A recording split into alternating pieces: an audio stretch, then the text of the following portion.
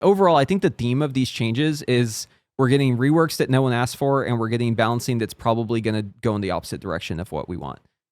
Probably good design changes overall. Like, I think it's good to address Fingers of Frost. I think it's good to address the mobility of fire and try to balance things so that we can have a more interesting gameplay. But I don't know if the results here are going to be what they want. I feel like maybe in some of these cases, we're getting kind of the opposite result. Hello again, this is Preheat. Welcome back to another World of Warcraft video. Today, we're going to be recapping all of the changes that Blizzard has announced for Mage in 11.1. And we're going to start with the new tier bonus. So this is how it looks. This is, we assume, the mythic version. Definitely very Frost Mage oriented. I think if you're playing Frost as this Mage, you're going to feel pretty cool. Although I'm not really sure how I'd feel about it as like Fire or Arcane, but I will say it is a pretty interesting outfit. Reminds me of Dragonflight Season 1, like the Primalists. Yeah, I don't really care too much how I look whenever I play. I'll probably just end up transmogging anyways. But it's definitely an interesting tier set, so I don't have any major notes on that. Definitely let me know in the comments how you feel about the look of this tier bonus, although I think a lot of Frost Mages will probably like it quite a bit. And let's talk about what it does. So we're going to go into like how this actually affects the mechanics because they're changing a lot of stuff behind the scenes. But basically the idea with all the new tier bonuses, they give you this thing called Jackpot. If you're DPS, you get Jackpot, and Jackpot just does different things depending on what spec you're playing.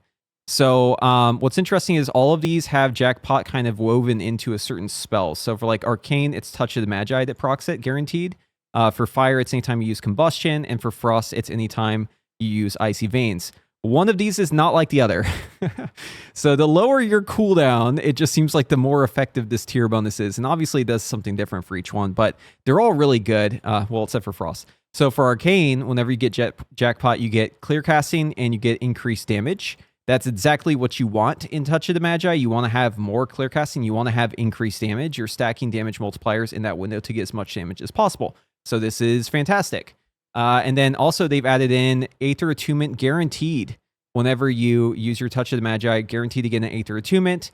Obviously, if you're able to line up 2 Aether Attunements back to back because you have one ready to go, and then you proc one and you use it, and that procs another Aether Attunement and you use the second one, that's going to feel really awesome, but it's going to feel really bad if the opposite happens where you already have an Aether Attunement, you use your Touch of the Magi, and now basically you just munched it. You got nothing out of it. But I think overall, this is going to be a really, really strong tier bonus just because of how Arcane works, stacking damage multipliers, having Aether Attunement always available for your Touch of the Magi, having a guaranteed clear casting for it. Yeah, this is going to feel really great. For Fire, they're making it so that you just get reduced cooldown on Combustion, which it feels like we're just kind of recycling this idea to the point where I don't even know what it means anymore. Combustion is already such a short cooldown, and having more of it is great, but I feel like there's just so many ways we reduce Combustion cooldown at this point that it's hard for me to be excited about it. But yeah, so if you press Combustion, then you get a Jackpot at 200% increased effectiveness. So we can assume that this is 300%. It's 3 seconds, so that'd be 9 seconds off your Combustion. So you could just like assume that Combustion has a 9-second less cooldown. It is already 2-minute cooldown. Mainly it gets reduced by kindling and by using like shifting power and stuff like that. So I'm not sure how strong this effect is on its own, but the 4-piece is actually quite nice. So your damage is increased by 15% for 7 seconds. That I'm assuming this isn't going to work with SKB. A lot of the stuff that works with Combustion has to do with casting Combustion as opposed to gaining Combustion. So I doubt you're going to be able to just have like 15% damage for all your SKB windows, although that could be really strong if you could. And then also whenever you gain Jackpot, Combustion duration is increased by 100%. So that part's actually pretty crazy, right? Because we just have a lot more uptime of Combustion. If we're having Combustion come up more and we're having Combustion last longer, then yeah, that's pretty nice. So I think Fire has a pretty nice tier bonus here as well. Frost is just kind of weird. Frostbolt Volley seems cool if you're AoEing, right? If you hit additional targets, it seems cool. But like, so is one Frostbolt really that exciting? I don't know why I would care to get one extra Frostbolt. In AoE, this could be pretty good, right? Because there's a lot of interactions with Frostbolt that this could work with, like Death's Chill and other effects that just like give us more of everything, more damage if we're building Frostbolt, if we're choosing those talents. But I don't really see the value here in single target. And it also says Icy Veins causes you to hit a Jackpot every 10 seconds for 30 seconds. So you're just doing these periodic volleys. Again, it's leaning on the AoE aspect of it, the 2-piece bonus. So I just fail to see how this does really anything for you in single target. I feel like the set bonus is almost entirely skewed towards AoE. Where's the value in single target? How is this going to compare to the other set bonuses of Arcane and Fire? Is Frost just going to have crazy damage in AoE, and it's going to have to be tuned around having like way less single target, and then it's just way better in Mythic Plus? It already is really good. So yeah, I'm struggling to understand the idea behind this. I feel like maybe they should rework this Frost one so that it actually has some value in single target. Maybe it does additional Frost bolts if it's, if there's less targets, the additional volley, they find a way to hit your main target. That could be kind of cool. You'll probably end up munching a lot of stacks, but we'll talk more about how the procs work for Frost in just a little bit, because there are other interactions you have to consider with this one. All right, so moving on from the tier sets, let's talk about the design changes that are coming to Mage, and we'll start with Fire Mage here. So we'll just go point by point. So developer note, Fire resource economy has been too generous. Basically, Blizzard is dialing back the amount of instant cast that you have. So they're saying it's made certain spells like Fireball and Scorch feel unnecessary, while also impacting how we can tune Pyroblast and Flame Strike. Our goal here is to reduce your access to Phoenix Flame and Fire Blast, and basically make it so you are doing less instant casting. That's essentially what they want here. So a couple things that they're going to do to change this. Number one, Heat Shimmer, the talent that we basically never pick. They're making it so that it no longer makes Scorch instant casts. Instead, it increases Scorch's damage by 10%. Now, this on its own actually doesn't really change anything, but at least on the surface, because Scorch damage is very bad. Unless you have something else buffing the damage of Scorch, it is like a 30% coefficient. It's absolutely terrible unless you are either getting a buff out of it, like a debuff that you're applying that increases the damage and execute, or unless you have the other talent and you're getting more damage out of it via Scald, like this doesn't do anything for you, right? But one thing it does change that isn't immediately obvious is that because it's no longer instant cast, you'll always be able to use Scorch as a way to queue Pyroblast, right? So the double Pyroblast queuing that we do a lot, we will always be able to do that with Scorch. Like, this isn't going to ruin the queuing. So yeah, I guess like you don't have to worry about it being instant cast anymore, but 10% damage on Scorch doesn't do damage. It really doesn't do anything for us unless we are forced to use Scorch more. But I guess with them fixing the resource economy here, making it so that we have less instant casts, we could be Scorching more, and maybe there is value in that, right? It's just that Scorch's base damage is so very low that I feel like if they go this route, I don't really know if it has an impact. And that's, giving up a talent for it seems like very expensive. Pyrotechnics now does double. This is good because Pyrotechnics is very bad right now. The value of Pyrotechnics is tied to the value of Fireball and how often you Fireball, and if it is improved, right? If we have the Frostfire Bolt, obviously, if it's an empowered Frostfire Bolt, then this does absolutely nothing. This is why Pyrotechnics for Frostfire is basically a dead talent. It doesn't actually do anything. It doesn't give us any damage. It's because every Frostfire Bolt that we're using, it's guaranteed to crit. So the value of this talent all has to do with if Fireball is guaranteed to crit. I think for Frostfire, this doesn't change anything. You still wouldn't take this talent. But if we are casting more Fireballs, then this could be very valuable, right? So having it be doubled is quite a jump. I'm surprised that they just like doubled this thing. I could definitely see a world where we go Pyrotechnics more often, but we're going to have to feel it out once we're actually able to log into the PTR, because it's hard to really get a grasp for this. Right now, we're so wrapped up in the idea of like all of our casts being instant cast that it's hard to imagine a world where we actually want to cast Fireball. Controlled Destruction has been updated. It also triggers from Fireball, which is great. If we're forced to cast more Fireballs, at least there's some added value there. Master of Flame has been updated. Now increases Ignite and Fireball damage when combustion is not active. So again, they're adding in Fireball to this. They're incentivizing us to actually cast Fireball. If they're going to force us to cast less instant casts and use more Fireballs, in turn, it is good that we're getting more value out of that Fireball. Call of Sun King has been updated. It no longer gives an additional charge of Phoenix Flame. They are really clamping down on the Phoenix Flames here. So if we go over to the talent tree, this talent right here, this is the one we're talking about. This makes it so that Phoenix Flame is always guaranteed to crit. This one is the follow-up that gives us a second charge. We no longer have a second charge. We just have the one charge. In addition to that, we also have another talent that is affecting how many Phoenixes we get, right? Because Phoenix Reborn is now only giving us one charge instead of two that's going to refund. But on the flip side of things, it does increase our damage by 200% instead of 100%. So we're getting more damage out of it. We're just getting less a hot streak generation from it as well. So this is just one way that they're cutting back on Phoenix Reborn. If we talk about it through the lens of Frostfire, there's a lot of other things changing here too. So we have Excess Fire has been redesigned again. So now it only works off of Meteor. So essentially what they're doing is they're throttling the amount of excess fires that you can get, and they're tying it to the duration, like the cooldown of Meteor, which means it's going to be far more infrequent, right? Because right now, we can basically get a guaranteed excess fire every 14 seconds.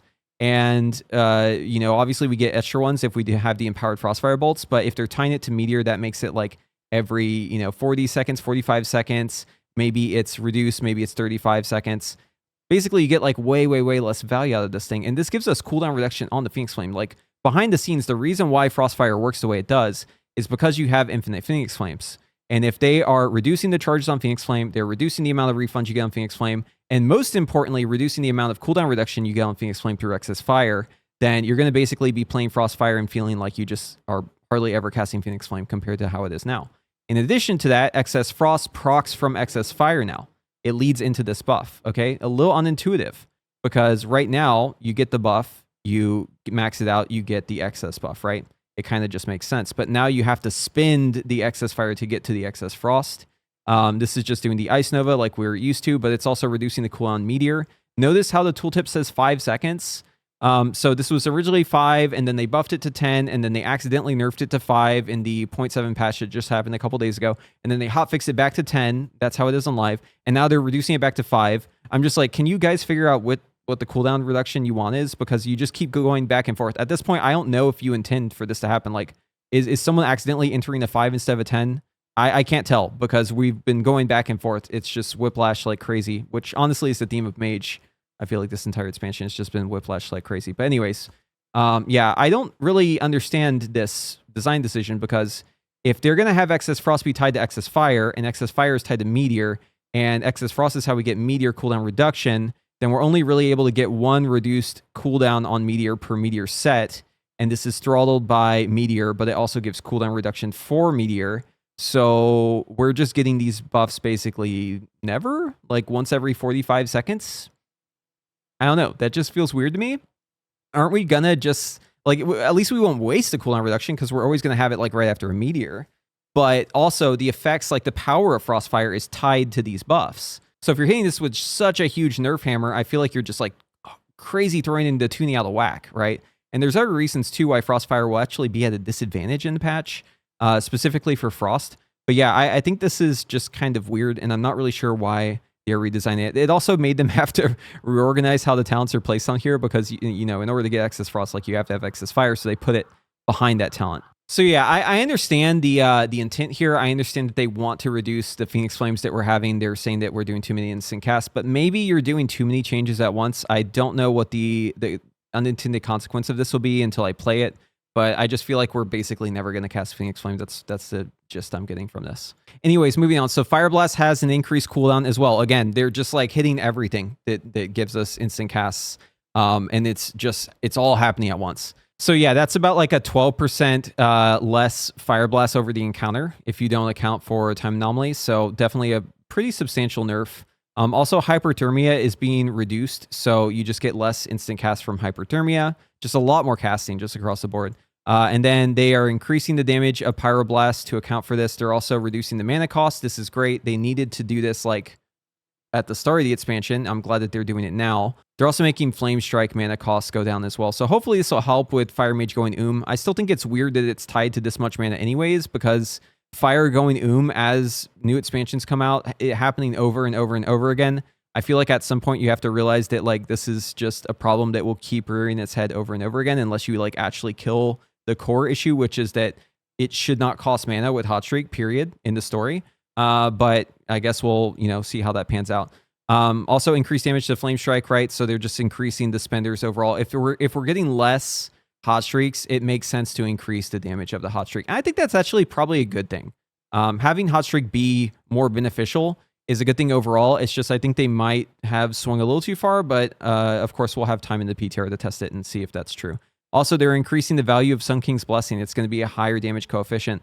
So, again, if you're decreasing the amount of Hot Streaks you get, you need to, in a way, give some sort of bonus back. And I think that they're just trying to preemptively tune this so that you don't feel it as hard, losing the amount of Hot Streaks that you have currently. They fixed the issue with Pyromaniac to grant Hyperthermia more than it should. I'm not really sure if that changes anything. I'm not sure if that matters. And you can no longer trigger Hyperthermia if you already have it. So yeah, that's always awkward whenever that happens. So probably good changes. Sun Fury. Okay, so Sun Fury, Glorious Incandescence, Fire Blast cooldown reduced. Reduction increased to 2 seconds when a meteorite hits. So instead of 1, so you have like more value in Sun Fury whenever that procs. You're getting more Fire Blast from this, right? So Glorious Incandescence in a way will be like a higher builder of the Fire Blast, but also you're getting it less frequently because you're consuming less hot streaks. So in the end, this might just be net neutral. Memory of Alar will now extend an existing hyperthermia instead of replacing it. Good change. Actually, great change. So if you have hyperthermia already and you proc this thing after your combustion, it just feels kind of weird because you just refresh the duration. Although you aren't able to proc hyperthermia during combustion. So if Memory of Alar is tied to combustion, how would you ever have a hyperthermia already? I'm not really sure how that makes sense. But whatever, I'm not too concerned about that. So yeah, overall, if you don't like the super mobile fire, then these are probably good changes for you. You'll probably be happy to hear that fire is actually casting spells again. On the flip side, it could be that they overcorrected a little bit too much.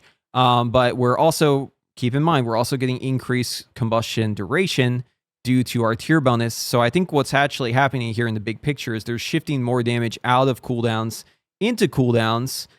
These are probably good changes overall, but who knows? We'll have to get our hands on it to play it. But I'm open to the idea of having to cast more spells as fire. Like, it is a caster.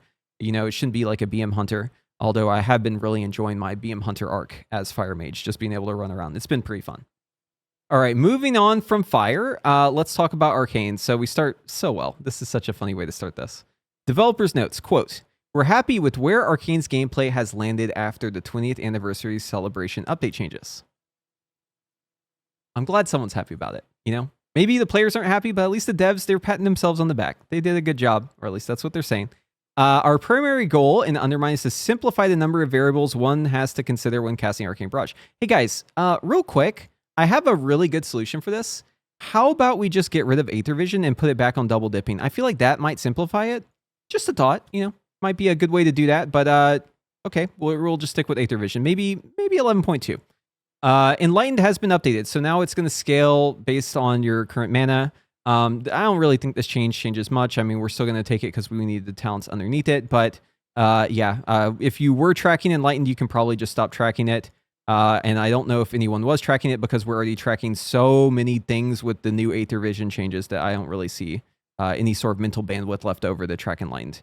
Anyways, we have also changed a bunch of the talent positions. We'll talk about that in just a second. And then we have some Sun Fury changes. Glorious Incandescence has been updated. Oh, wow. Really? That's never happened before. Okay. Tell me more. What are you doing to Burden of Power? Spells that consume Burden of Power summon the storm of 4 meteorites on the target. Meteorite summoned this way grant 1 arcane charge whenever they land. Okay, so if we barrage and when we proc the meteors, then we're getting charges back. Okay, that's kind of cool. Burden of Power once again benefits from arcane barrage. Dude, can we go like 1 second without Burden of Power changing? Like just like one, like literally like half a second. Can we go half a second without it changing? This is crazy. Okay, let's look at the talents. So here are the arcane talents and the proposed changes. So yeah, on Sun Fury, yes, Burden of Power, Glorious Incandescence. Burden of Power is now affecting Barrage again. Super awkward, right? Because they've gotten rid of the double dipping. So now you're gonna want to proc this with your Barrage. Like the Barrage is the more beneficial of the two to get the damage out of it. Since you only get one of them, it needs to hit the Barrage. So setting this up is going to be super duper weird because you have to queue a spell into it. But then if you queue a spell into it, it doesn't benefit the way it should. So I just feel like this is making the rotation even worse somehow. But we'll have to test it and see. So yeah, going back to like what they said here, right? Our primary goal is to simplify the number of variables one has to consider when casting Arcane Barrage. Well, like, aren't you doing the opposite of that, like straight from the jump with this Burden of Power change, putting it back on Arcane Barrage? I don't really understand that. What's going on here? It's frustrating. Okay, moving on. So we have some talent changes. So overall, I think the talent changes are okay. Like, I don't really have a problem with them. They've made it so you have to take Arcane Cleave now. It did feel kind of weird not having Arcane Cleave sometimes, but it was nice to have Arcane Cleave whenever you needed it, and only when you needed it. But now we just like always will have to take that. And then Aether Vision obviously is required to get down, you know, one of these rows down here. So I guess in a way, this is kind of positive because it means that you're just going to have your cleave built in always. So you won't have like situations where it's awkward. You know, you're thinking maybe I can get like 1% more damage and drop the cleave. And then, you know, maybe the ad spawn, I'm not able to cleave them for that duration. It's, you know, it's eliminating this problem. This choice node right here, they've changed it. So now it's amplification versus reverberate. There's just like no world where you'd ever go reverberate here. You're just always going to go amplification. So it's weird that there's a choice node for a choice that isn't really a choice. Moving on from there, obviously we want slipstream, resonance, touch of the magi. If you just like pick like the basic stuff, right? Arcane tempo, energize familiar, impetus, illuminated thoughts, evocation. You just go down the tree. You'll notice that it's pretty much the same stuff we have as right now. We aren't really getting like any extra additional choices that are interesting. Like we're, you know, you could play Presence of Mind, but there's not really a talent for it. There's like no case for Surging Urge. This talent's like completely dead. Charged Orb, maybe. I mean, you could have a case for that. Stat Cloud, not going to happen. Energy Reconstitution, probably don't have the points for it. Consorium Bubble, you might want this sometimes, so I could see picking this one up instead of Resonance, right? That one seems like a no-brainer to me. But then whenever we get down to the bottom of the tree, it's just going to be the same old, right? We're just going to lock in these talents. Obviously, we'll have to wait and see in Sims if anything really big changes, but I think the bottom line here is just that we have Arcane Cleave. Like, that's really the only change. So like overall in the Arcane Changes, I don't really see much happening here. I think it's probably going to be more convoluted. So they're probably doing the opposite of the goal. Also, I'm very sad that Aether Vision is still in here. We just, you know, it seems like we're locked in because Blizzard says they're happy with the Aether Vision change. But I do like the set bonuses for Arcane. I think these could be pretty interesting. I know personally that Arcane, until they do something about Aether Vision, I'm not really as excited about the spec, but who knows? It could be pretty good. Obviously, that's going to come down to tuning. Moving on. All right, so moving on to Frost. Freezing Winds has been redesigned. Now causes Frozen Orb to deal 15% more damage to units affected by your Blizzard. Okay. So if I'm playing Spellslinger, I get insane value out of this in AoE. Like absolutely insane value.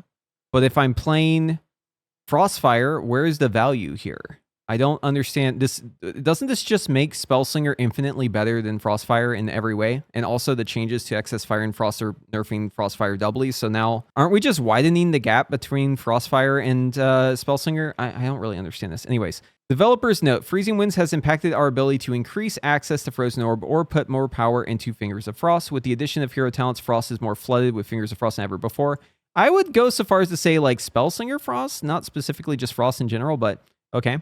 I do agree that Spellslinger has like way too many Fingers of Frost because you have like infinite frozen orbs, and a lot of the reason why that's happening is because of Freezing Winds, but Freezing Winds is just one of many ways that you proc Fingers of Frost from orb. You get the guaranteed one, you get the ticks from the damage.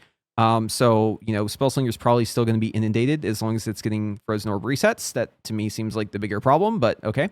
Anyways, we'd like to reduce the amount of Fingers of Frost proc rate so it can feel more meaningful when you have it, and also gives us design space to do more with it in the future. Okay, that's fine. So, unintended consequences here. So, Freezing Winds right here is required to access Coldest Snap. If we are requiring a node that is only doing something if Blizzard is down, and we are playing a version of it that doesn't want to play Blizzard, aren't we just adding a dead talent here? Like, how do we then get Coldest Snap and not feel bad about it? Because Coldest Snap is very useful in the raid in a lot of scenarios where like you wouldn't cast Blizzard at all, right? So having Coldest Snap be behind this just feels bad to me. I feel like the positioning here maybe needs a rethink. If they're going to be going with this Freezing Winds, maybe swap these two or move Coldest Snap up or just do something else with the routing to allow us to access Coldest Snap without having to pick up Freezing Winds. Because if you're picking up Freezing Winds, you probably also want Freezing Rain, and you probably also want Ice Caller. Because if you're casting Blizzard, you should have the Blizzard talents, right? But then again, the tier bonus, if we go back to that, is centered around casting Frostbolts, right? So if we have the tier bonus, especially in AoE, we also want the Frostbolt stuff. So I feel like they're like limiting the options here, because like if we have all of these Frostbolt talents, okay, and then we also want to, let's say, do Coldest Snap, because Cold Snap is like where your damage is in AoE, right? It's like your burst.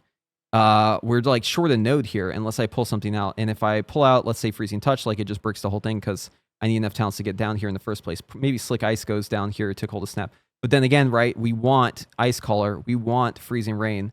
I just don't know how this really works with their design intent. If everything is based around Frostbolt, that's fine. I'm fine with Frostbolt, especially if it's an automated Frostbolt, because then I don't have to cast it. Frostbolt just sucks to cast. So if I can have my Frostbolts be automatically giving me my Death's Chill, automatically getting me my Cold Fronts, that sounds really good. But again, Freezing Winds with the current design, if Frozen Orb is dealing more damage during my Blizzard, and I'm playing Spellslinger and I get like 5 Frozen Orb resets during the pull, right? And I have my Blizzard down, this is way, way, way better for Spellslinger than it would be ever for Frostfire, right? So I don't see how this balancing works with this design intent. Also, this just like kind of kicks out some of the other talents, which is probably fine. Like I'm okay with not playing Ray of Frost. But yeah, I don't really understand how this is going to fit together. We'll have to, I guess, wait and see. They're also making Blizzard so it's bigger. It's a 12-yard radius, and also Blizzard is going to last 12 seconds instead of 8 seconds. The note here is they say, we're interested in increasing Blizzard's usability so it remains a compelling option. Well, the usability isn't really tied to the radius or the duration. The usability is tied to the accessibility of the Blizzard talents, right? So if the Blizzard talents are harder to get because there's more opportunity cost, there's a higher cost of picking them versus the Frostbolt talents, which we obviously want for the tier bonus, aren't we kind of doing the opposite of what we want to do here? I guess it's a good thought here, but still, I don't really see how this is making the usability better. But yeah, it says they want to make it better because of the cognitive load. Well, they aren't decreasing the cooldown of Blizzard as far as I can tell. Maybe the duration is also going to be the cooldown, so you cast Blizzard less. But again, casting Blizzard is just about like having the Blizzard talents. So the load of this thing and the usability of this thing are not really being affected by this change. So the stated goal and the change don't really align here. Ice Lances empowered by Fingers of Frost no longer consume Winter's Chill. Wow, that sounds really great for Spellslinger. Like really great for Spellslinger. Not so great for Frostfire because again, Fingers of Frost, you just get infinite of those as Spellslinger. We're also making it so that Fingers of Frost consumption now generates a Splinter as well. So like again, so much value here for Spellslinger. I'm just not seeing the value for Frostfire. I feel like we're balancing the wrong direction here. Also, if you make it so that Fingers of Frost can't consume Winter's Chill, but you don't increase the duration of Winter's Chill, aren't we just going to have Winter's Chill just expiring like crazy? Because there's other things we want to do inside of Winter's Chill as well, right? Like, for instance, Ray of Frost or Comet Storm or anything else that, you know, doesn't consume it, but also benefits from it. If this change is being made, they need to make Winter's Chill last longer, or else Winter's Chill is going to expire half the time. And then we have other stuff. So I think they're trying to preemptively tune this because maybe they're aware that the changes that they're making are making Spellslinger too strong. But yeah, Splintering Orbs now gives you only 5 Splinters instead of 6. Pretty minor change. Also, Splinter damage decreased by 10%. That's actually a pretty big change because a lot of Frost's damage right now is tied to the Splinter. So this is a pretty big blow. But again, because of the synergy that they're adding here and how much it benefits Spellslinger over Frostfire, I don't really see the relative balance changing up too much, except for just Frostfire getting worse. So let's swap over to the talents again and look at the Frostfire talents. So we covered this already for Fire, but Excess Frost as Frost is now tied to Comet Storm. Comet Storm cooldown reduction is 5 seconds here. There's no other way to get reduction on your Comet Storm. It's just a 30-second cooldown, -5, so 25 seconds. So you can assume that you're getting an excess fire every 25 seconds, which means you're only getting a brain freeze every 25 seconds, as opposed to right now, which is like 14 or less seconds. On average, I'd say about 6 seconds. Yeah, that is like 5x multiplied. We were just given Frostfire back. We were just allowed to play Frostfire because they balanced it. And now this rework that no one's asking for is probably just going to wipe it off again, and then we're going to have to wait another patch for them to fix it because they just don't seem to tune this stuff in between the patches. So we're like, overall, I think the theme of these changes is we're getting reworks that no one asked for, and we're getting balancing that's probably going to go in the opposite direction of what we want. Probably good design changes overall. Like I think it's good to address Fingers of Frost. I think it's good to address the mobility of Fire and try to balance things so that we can have a more interesting gameplay. But I don't know if the results here are going to be what they want. I feel like maybe in some of these cases, we're getting kind of the opposite results. So overall, I'd say like I'm still excited to play Mage in 11.1. And I think that it will be very interesting, especially because of the tier bonuses. Hopefully there's time on the PTR to actually get in there and test it. But I am seriously concerned about Frostfire with these changes. And I really, really hope that we have time to look over those changes and make sure that Frostfire is still playable, because it could be dead after this. Anyways, it's still super early, so we don't know anything yet. We'll have to get on and play it. But that is my initial impressions of the Mage changes here. If you like this video, be sure to give it a like. And if you want to see more of my content, be sure to subscribe to the channel and ring that notification bell. And hopefully I'll see you in the next one.